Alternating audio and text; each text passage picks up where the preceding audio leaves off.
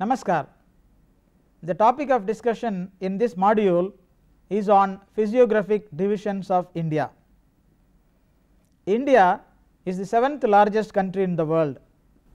The country is bounded by the great Himalayas in the north and the Indian Ocean in the south. It stretches southwards, and at the Tropic of Cancer the shape of the country tapers off into the Indian Ocean. The southern part is flanked by the Bay of Bengal on the east and the Arabian Sea to the west.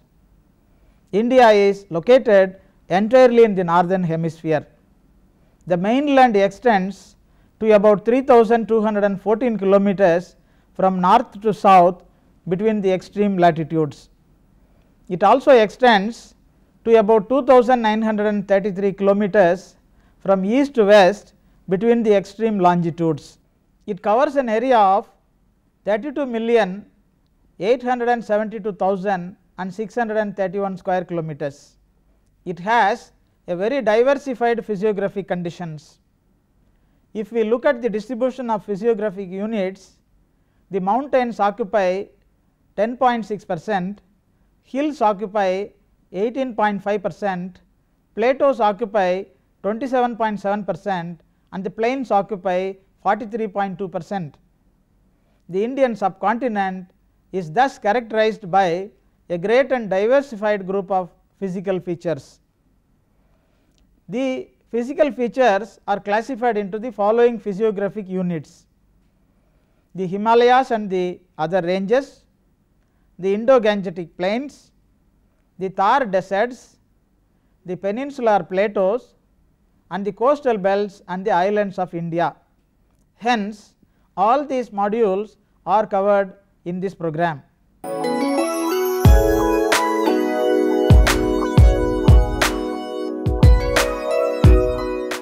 Let us see the first part, the Himalayas and the other ranges. India is proud to have the Himalayan mountain ranges in its northern border. Himalayan mountains are the world's most spectacular arc of mountains. They are existing in the northern part of India, consisting of the Himalayas, Hindu Kush, and the Patkai ranges. Himalayas are classified into two major types of ranges. The first classification is based on the elevation from lesser to greater heights or lesser to greater Himalayas. As per this, the following three ranges of Himalayas have been identified: the Sivalik ranges, which are called as outer Himalayas, the Himachal ranges, which are called as lesser Himalayas, and the Himadri ranges, which are called as the greater Himalayas. The Sivalik ranges are in the outer zone. The elevation is from 600 to 1500 meters. The average elevation is 600 meters. This range is elongated to 2400 kilometers, including 90 kilometer long gorges of the Teesta and the Raidak. It is 8 to 45 kilometers wide. This is a discontinuous mountain range. In the Sivalik range, the notable valleys are Dehradun, Kota, Patli, Kotri, Chumbi, and Kyarda. The Himachal ranges are called as the lesser Himalayas. The elevation is from 1000 to 4500 meters. It includes parallel ranges of Nepal and Punjab. The notable ones are Dauladhar, Pir Panjal, Nagtiba, Mahabharat range, and the Mussoorie range. The world famous hill stations like Shimla, Chail, Ranikhet, Chakradha, Mussoorie, Nainital, Almora, and Darjeeling all are situated in this range. It is 80 kilometers wide. The most ancient Paleozoic rocks exist in this place. It includes the Kashmir, Himachal, and Gadwal sections. The Himadri ranges are called as the greater Himalayas. The elevation is ranging from 4500 to 6000 meters. This range houses the highest peaks of the Himalayas. The average height is 6100 meters.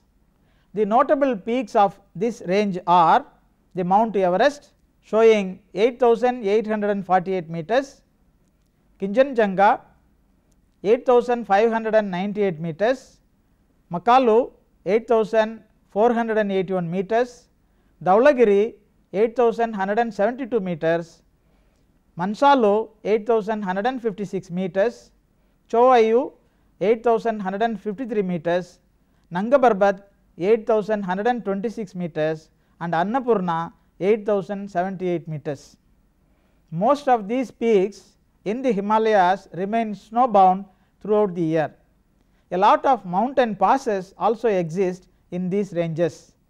This is a range of extensive snowfields and glaciers. As per the second classification, the Himalayas are classified into three regional divisions based on their geographic locations. They are the Western Himalayas, the Central Himalayas and the Eastern Himalayan regions. The Western Himalayas have the following ranges. The Sivaliks include the Jammu hills. The Himachal includes the Pir Panjal, Dawadar, Nagtiga and Mussoorie ranges, and the Himadri ranges include the glaciers of Jammu and Kashmir, Zaskar range with Nanga Parbat, Mount Kamet, Nanda Devi and Gurla Mandatta. The Western Himalayas covers the zones of Kashmir Himalayas, Punjab Himalayas and Kumaun Himalayas.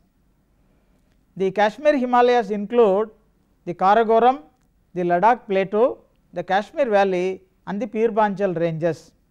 The Punjab Himalayas include the Kangra, Lahul and Spiti ranges. The Kumaun Himalayas include Gangotri, Yamunotri and Badrinath ranges. The Central Himalayas, which is also called as Nepal Himalayas, have the following ranges. At the Sivalik side we have Dang, Dandwa and Churiya Ghati, and at the Himachal side we have the Mahabharat range and the valley of Kathmandu, and at the Himadri side we have the Mount Everest, Dhaulagiri, Makalu, Manaslu and Annapurna ranges. The Eastern Himalayas consists of Bhutan, Sikkim and Darjeeling Himalayas and Arunachal Pradesh except Tirap district. The Sivalik side we have in the Eastern Himalayas Miri, Abor, Mishmi, Gorges of Teesta and Raidak. At the Himachal side we have very less distinct ranges. The Trans Himalayas, which are also called as the Tethys Himalayas, are yet another ranges. This is about 40 kilometers wide and 965 kilometers long. It consists of Karakoram range, Ladakh and Kailash ranges. The average height ranges from 3100 meters to 3700 meters. The Karakoram range is known as the backbone of High Asia. Rivers originating in these mountains flow through the fertile Indo-Gangetic plains as perennial rivers. Millions of people live in this region. They extend almost uninterruptedly for a length of 2500 kilometers, covering a vast area of 500,000 square kilometers in the Indo-Gangetic plain. The Karakoram mountains are situated in the border state of Jammu and Kashmir. It has more than 60 peaks above 7,000 meters. The notable peak is K2, the second highest peak in the world, having an altitude of 8,611 meters. K2 is just 237 meters smaller than the Mount Everest. The range is about 500 kilometers in length and the most heavily glaciated part of the world outside the polar region exists here. The Siachen glacier at 70 kilometers and the Bayafo glacier at 63 kilometers rank as the world's second and third longest glaciers located outside the polar regions. Just to the west of the northwest end of the Karakoram lies the Hindu Raj range, and beyond this lies the Hindu Kush range. The Patkai and the Purvanchal are situated near India's eastern border with Myanmar. There are three notable hill ranges that come under the Patkai range. They are the Patkai Boom, the Garo Kasi Jayantia hills and the Lushai hills. The Garo Kasi range lies in the Meghalaya. Mausin Ram, a village near Chirabunji, is the wettest place in the world, receiving the highest annual rainfall in India, and that point is located in this place.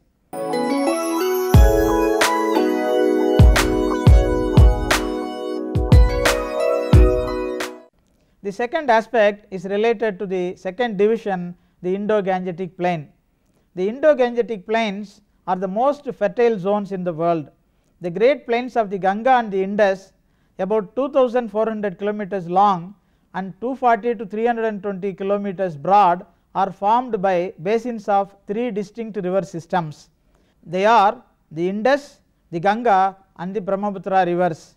The main tributaries of these rivers are Yamuna, Chambal, Gomti, Gagara, Kosi, Sutlej, Ravi, Beas, Chenab and Teesta, as well as the rivers of the Ganges delta such as the Meghna.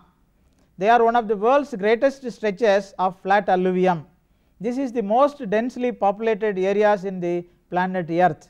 They run parallel to the Himalayas from Jammu Kashmir in the west to Assam in the east and drain most of the northern and eastern parts of India. The plains encompass an area of 700,000 square kilometers.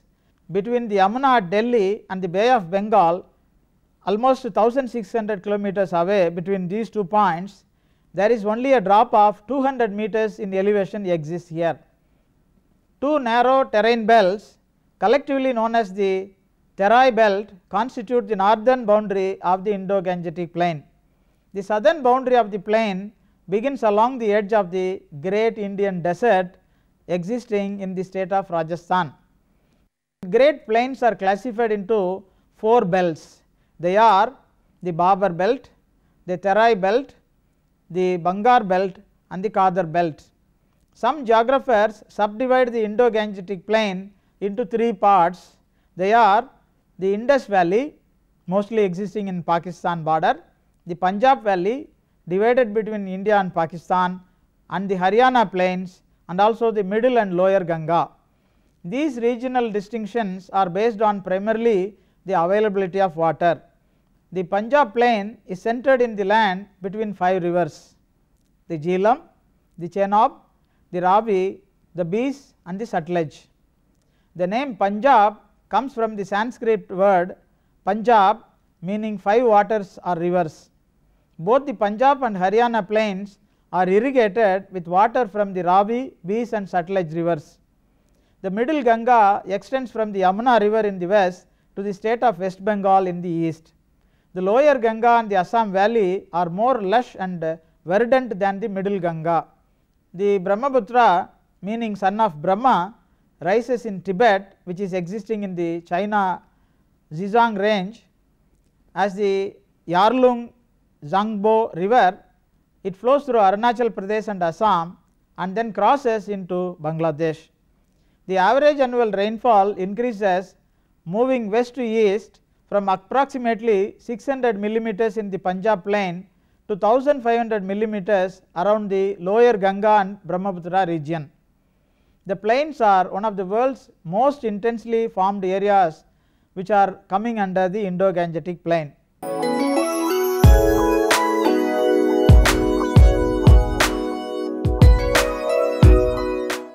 The third important aspect is related to the Thar deserts. The great Indian desert called as Thar desert is one of the important arid regions in the world. This desert region can be divided into 2 parts, one as the great desert and another one is the little desert regions. The great desert region extends from the edge of Rann of Kutch beyond the Luni river northward. The whole of the Rajasthan Sindh frontier runs through this region. The little desert region extends from the Luni between Jaisalmer and Jodhpur up to the northern west. Between the great and the little desert lies a zone of absolutely sterile country consisting of rocky land cut up by limestone ridges. The Thar desert is the world's 7th largest desert. It is known as the Great Indian Desert. It forms a significant portion of the western India and covers an area of about 200,000 square kilometers to about 238,000 square kilometers. The Thar desert continues into Pakistan as the Cholistan desert. Most of the Thar desert is situated in Rajasthan state of India, covering about 61% of its geographic area. About 10% of this region comprises sand dunes, and the remaining 90% of the region consists of craggy rock forms, compacted salt lake bottoms, and inner dunal and fixed dune areas. The annual temperature of these desert regions range from 0 degrees in the winter to over 50 degrees during summer. Most of the rainfall received in this region is associated with the period between July and September, which is belonging to the southwest monsoon. The annual rainfall is only 100 to 500 millimeters in this region. Water is scarce and occurs at great depths ranging from 30 to 120 meters below the ground level in the desert region. The rainfall is precarious and erratic. The soils of this arid region are generally sandy to sandy loam in texture. The low-lying loams are heavier and may have a hard pan of clay, calcium carbonate or gypsum.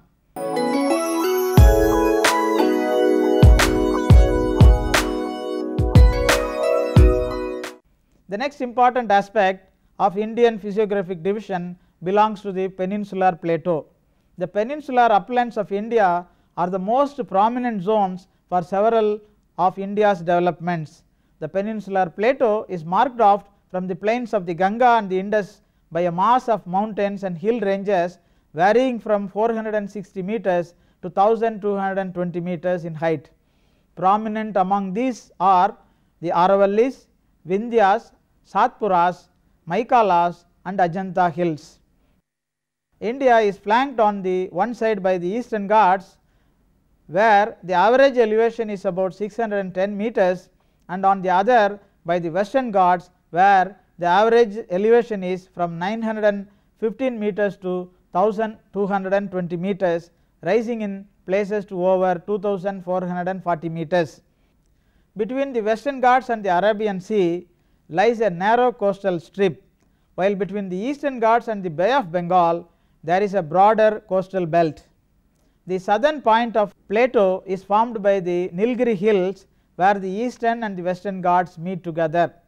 The Cardamom hills lying beyond may be regarded as the continuation of the Western Ghats. The Vindhya range of mountains run across the central India. They extend almost 1050 kilometers. The average elevation of these hills is 3000 meters. They are believed to have been formed by the remnants of the ancient Aravalli mountains. Geographically, it separates the northern India from the southern India. The western end of the Vindhyan mountain ranges lies in the eastern Gujarat near its border with Madhya Pradesh. The Satpura range begins in the eastern Gujarat near the Arabian Sea coast and runs eastwards across Maharashtra, Madhya Pradesh and Chhattisgarh. It extends to about 900 kilometers with many peaks rising above 1000 meters.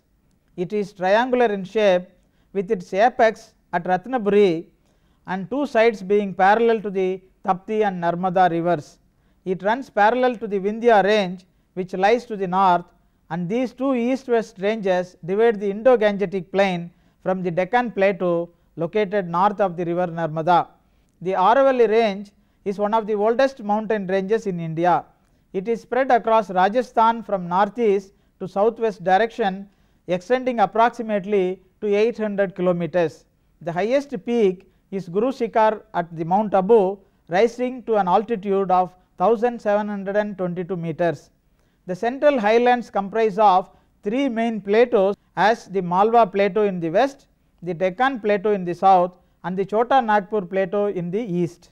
The Malwa plateau is spread across Rajasthan, Madhya Pradesh and Gujarat. The average elevation of the Malwa plateau is 500 meters. Most of the region is drained by the Chambal river and its tributaries. The western part is drained by the upper reaches of the Mahi river.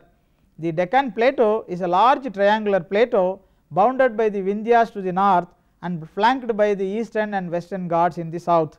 The Deccan covers a total area of 1.9 million square kilometers. It is mostly flat with elevations ranging from 300 to 600 meters. Much of the Deccan is covered by thorn scrub forest scattered with small regions of deciduous broadleaf forests. The Chota Nagpur plateau is situated in the eastern India, covering much of Jharkhand and adjacent parts of Orissa, Bihar and Chhattisgarh. Its total area is approximately 65,000 square kilometers and is made up of 3 smaller plateaus called as the Ranchi plateau, the Hazaribagh plateau and the Kodarma plateaus. The Ranchi plateau is the largest with an average elevation of 700 meters. The Kathiawar peninsula in western Gujarat is bounded by the Gulf of Kutch and the Gulf of Khambhat. The Western Ghats or Sahyadri mountains run along the western edge of India's Deccan plateau and separate it from a narrow coastal plain along the Arabian Sea. The Western Ghats run approximately 1600 kilometers from south of the Tapti river near the Gujarat-Maharashtra border and across Maharashtra, Goa, Karnataka, Kerala and Tamil Nadu to the southern tip of the Deccan peninsula. The average elevation is around 1000 meters. Anaimudi in the Anaimalai hills existing in Kerala is one of the highest points in the Western Ghats. The Eastern Ghats are a discontinuous range of mountains along the India's eastern coast.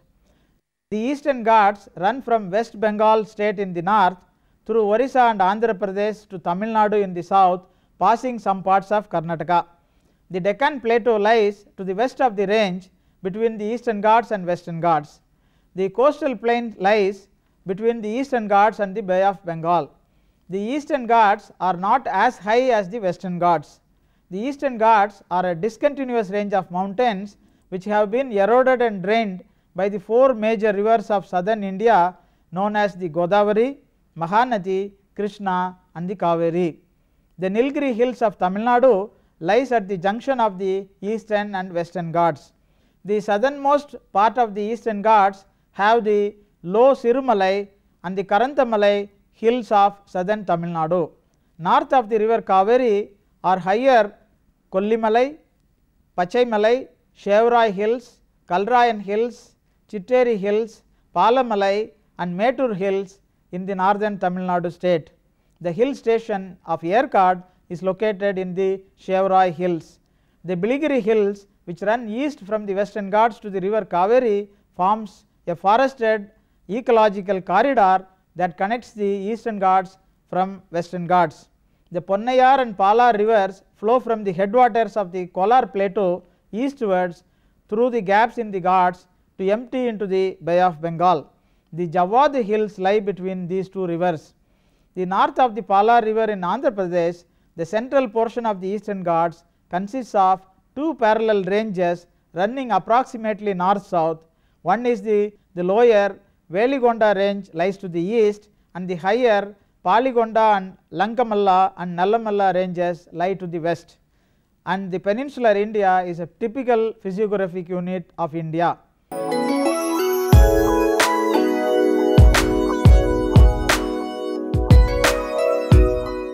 The fifth important aspect is related to the coastal belts of India and also the islands of India. The eastern coastal plain is a wide stretch of land lying between the Eastern Ghats and the Bay of Bengal. It stretches from Tamil Nadu in the south to the West Bengal in the north. The Mahanadi, Godavari, Kaveri and Krishna rivers drain these plains and their deltas which occupy most of the area. The Arabian Sea branch moves northwards and discharges much of its rain on the windward side of the Western Ghats. The average annual rainfall in this region averages between 1000 and 3000 millimeters. The width of the plains vary between 100 and 130 kilometers. The plains are divided into 6 regions as the Mahanadi Delta, the southern Andhra Pradesh plain, the Krishna Godavari deltas, the Kanyakumari coast, the Coromandel coast and the sandy coastal zone. The western coastal plain is a narrow strip of land sandwiched between the Western Ghats and the Arabian Sea, ranging from 50 to 100 kilometers in width. It extends from Gujarat in the north and extends through Maharashtra, Goa, Karnataka and Kerala in the south. Numerous rivers and backwaters inundate this particular region. Mostly originating in the Western Ghats, the rivers are fast flowing rivers, usually perennial rivers, and empty their waters through estuaries. The major rivers flowing into the sea are the Tapti, Narmada, Mandovi and Zuari rivers. Vegetation is mostly deciduous, but the Malabar coast moist forest constitutes a very unique ecoregion. The western coastal plain can be divided into two parts as the Konkan coast and the Malabar coast. Let us see the Indian islands. The Lakshadweep and the Andaman and Nicobar islands are the India's two major island formations and are classified as union territories. The Lakshadweep islands lie 200 to 300 kilometers off the coast of Kerala in the Arabian Sea with an area of 32 square kilometers. They consist of 12 atolls, 3 reefs and 5 submerged banks with a total of about 36 islands and islets. The Andaman and Nicobar islands consists of 572 islands lying entirely in the Bay of Bengal near the Myanmar coast. The Andaman group of islands alone consists of 204 small islands across a total length of 352 kilometers. India's only active volcano, the Barren Island, is situated here. The last eruption happened in May 2005. Indira Point, the India's southernmost land point, is situated in the Nicobar Islands. The highest point is Mount Tulier at 642 meters existing in this place. The other significant islands in India include Diu, a former Portuguese enclave, Majuli, a river island of the Brahmaputra, Elephanta in Bombay harbour and Sriharikota, a barrier island in Andhra Pradesh. Salsette island is India's most populous island on which the city of Mumbai is located. 42 islands in the Gulf of Kutch constitute the marine national parks of India. India has got all these unique diversified physiographic divisions. There are lot more things to study in the physiographic divisions of India. Let us see them in the forthcoming modules.